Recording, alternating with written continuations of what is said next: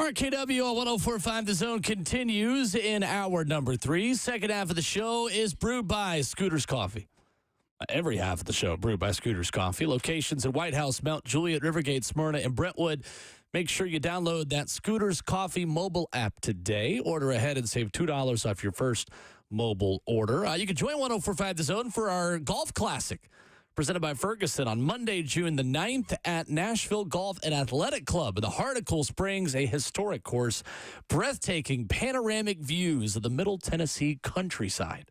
And get your team today. Choose between 2 flights, 8 a.m. or 1 p.m. Spend the day teeing off with us. And for more info or to purchase a team, visit 1045thezone.com. We are getting connected with Austin Price in just a moment. Maybe he's at the end of a tee time.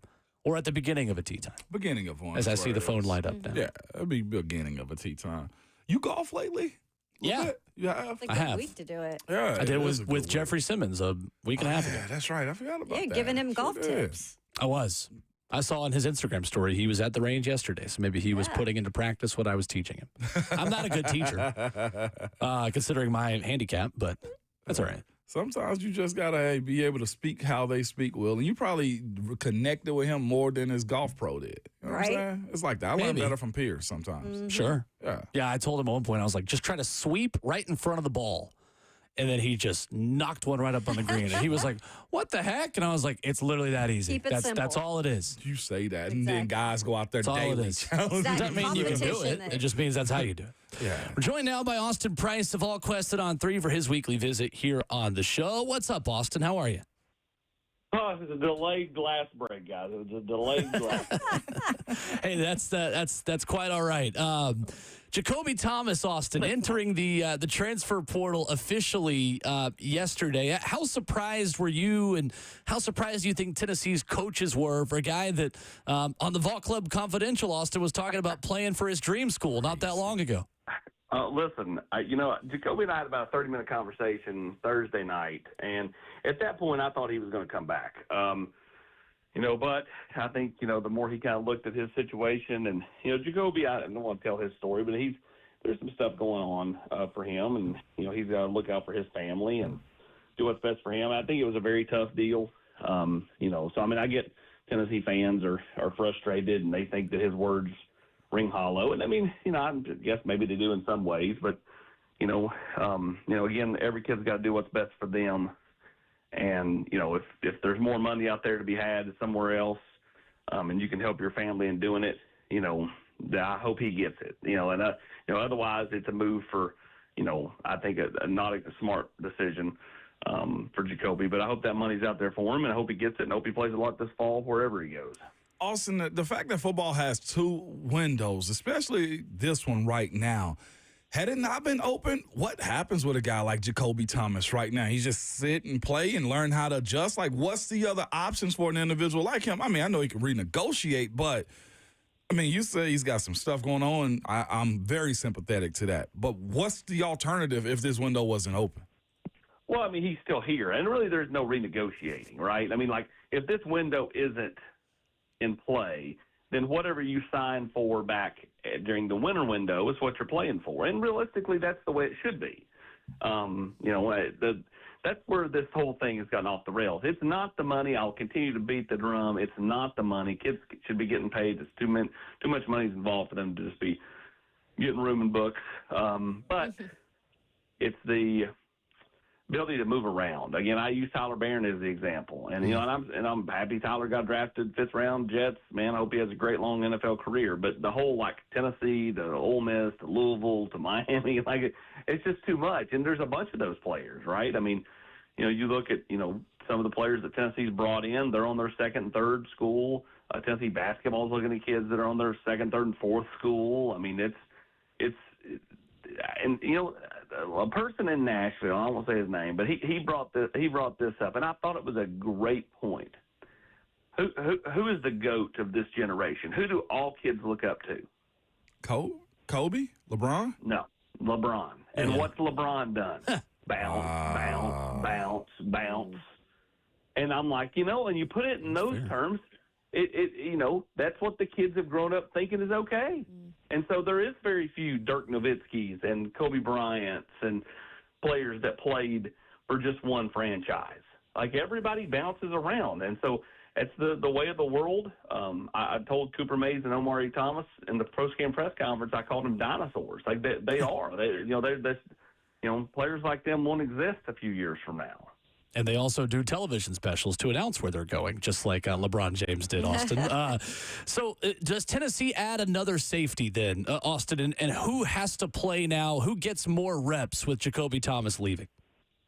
Well, I mean, Idris Farouk becomes, to me, I won't say a locked-in starter, but he has definitely got the leg up in the race to set the start beside Andre Turrentine. Caleb Beasley, I think, benefits from this. Caleb was playing some safety this spring. He was playing some nickel. I think his reps across the board just go up. Tennessee's bringing in South Florida DB Brent Austin later today, and then they're bringing in a Colorado transfer DB tomorrow. If those kids make it to campus, all this stuff's so very fluid. If they were able to land one of those players, I think you look at, moving some guys around. Maybe, Beasley moves straight back to safety to be a heavy player there and doesn't play as much nickel. Maybe he does play more nickel and somebody else moves to safety. I think Tennessee would like to add somebody in the secondary, but I'm not sure it's a safety, so to speak. I think what you may see is some parts to the secondary just get, moved around to try to benefit and give them the best possible chance to succeed. Austin Price of VolQuest's on 3 with us this morning. Austin, in your dealings, you said you think with Jacoby Thomas, his agent may have said something to him or family issues or whatever they may have been. When it comes to your conversation, if you've had them with agents, do most of them understand the business, like what they're getting their guys into, or is it, hey, we had a school that's willing to pay, so you should leave? That's what it is, Ramon. I mean, a lot of times these agents, they have no emotional tie to a school, and most of them are just, I got to do what's best for my client. Okay.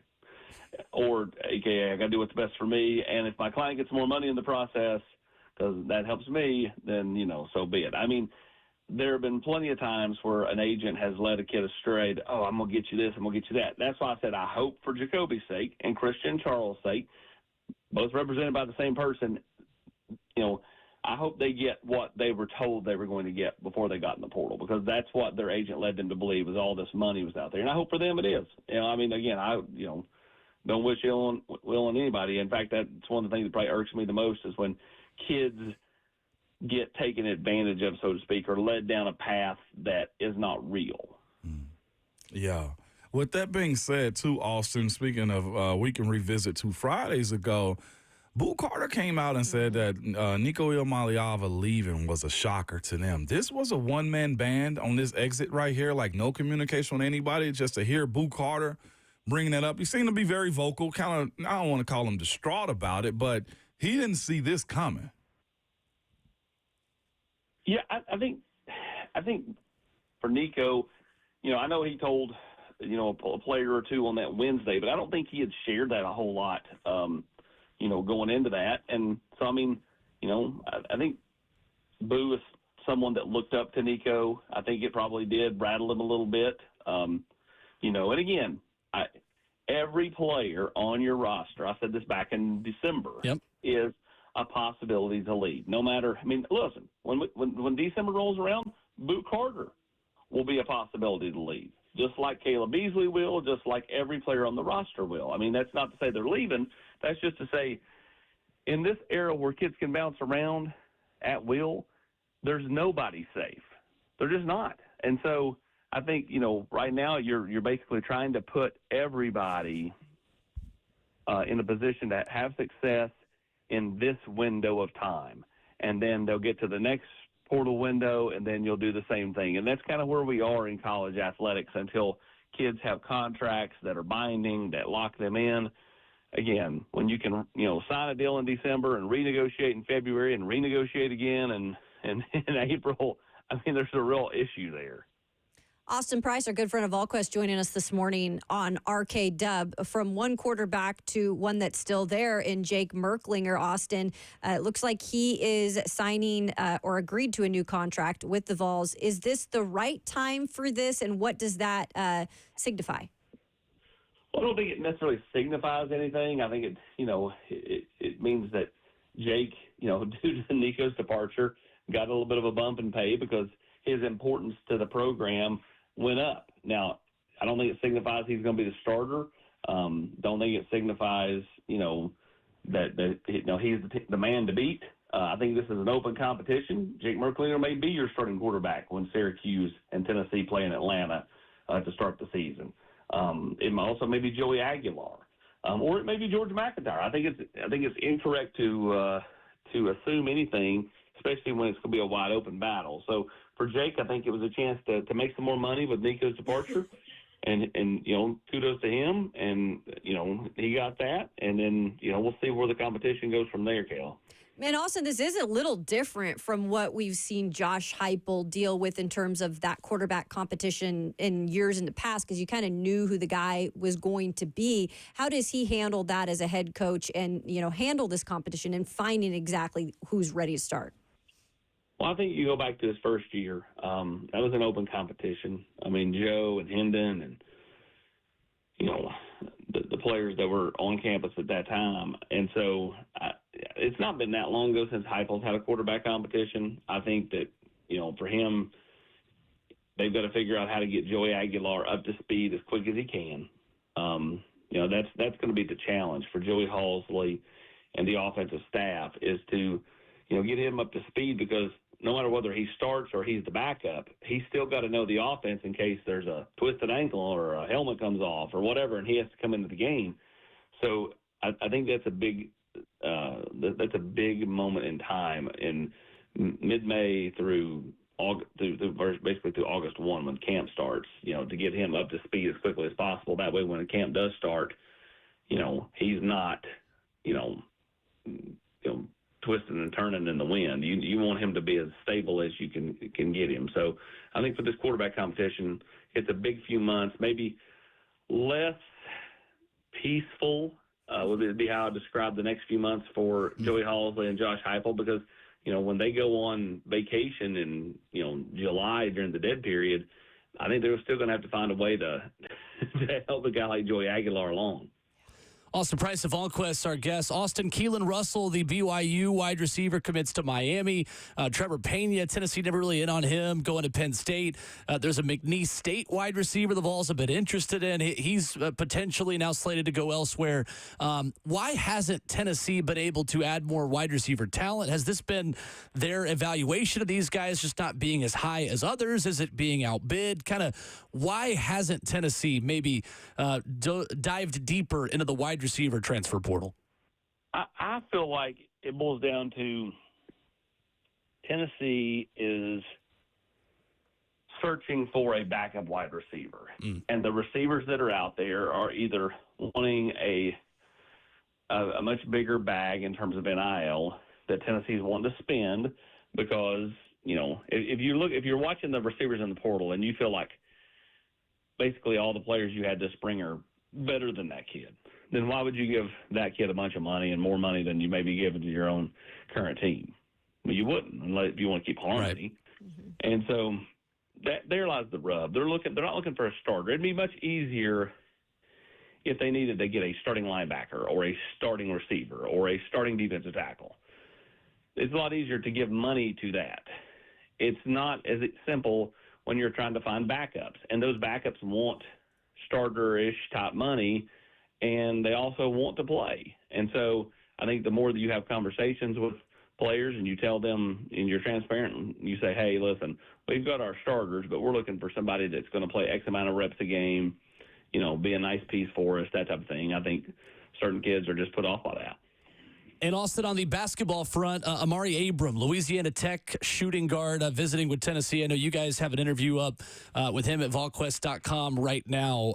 How much did Tennessee help itself with that visit? And is there any other shooting guard help you think could be on the way for the Vols to fill in some big roster holes? Yeah, I mean, they're recruiting overseas. They're obviously recruiting the kid, the French kid, and I can't remember his name. Clarence Masamba. There we go. I knew you'd have it. I knew you'd have it, Bo. I got you. And then Abram, I would say Tennessee's going to get good news on Abram in the very near future. And so, I think that's something they did a nice job with that kid. Now, that kid, he shot it well, Yeah. but he's also bounced around. He's been at Georgia Tech. He's been at Ole Miss. He's been at Louisiana Tech. I mean, he's bounced around. Again, the new way of college athletics. And so, Tennessee's needing to add shooters. They like what they've done in the portal at this point. As much as they love Nate Ament and Jacoby Gillespie, I'm not sure anybody excites Rick Barnes more than Jalen Carey because of what he brings. Wow. So, Me too. they've done a really good job of piecing it together, but they've got to piece it together with a couple of more shooters. Abram would be a nice start, and then we'll see if they're able to get your guy, Clarence, out of Europe, and then we'll see what else happens. Right, like people keep bringing up Jordan Gainey and his TikTok about sixth man of the year for another year and all that stuff. They would have to pass the 5-year thing. Yeah. I don't think that's happening until at least July. Somebody's going to have to win some type of legal battle, much like Diego Pavia did last year. When that happens, it opens up the door. I think Jordan Gainey can be patient and potentially kind of observe that from afar and at minimum start his pro career a month or two late. I think he has the ability to monitor it maybe better than others, but we'll see. Again, I think that a lot of it depends on when they pass it, if they pass it, and, who wins a legal battle, because they're going to try to make it where it's, 5 years going forward, but we all know how that's played out in the past.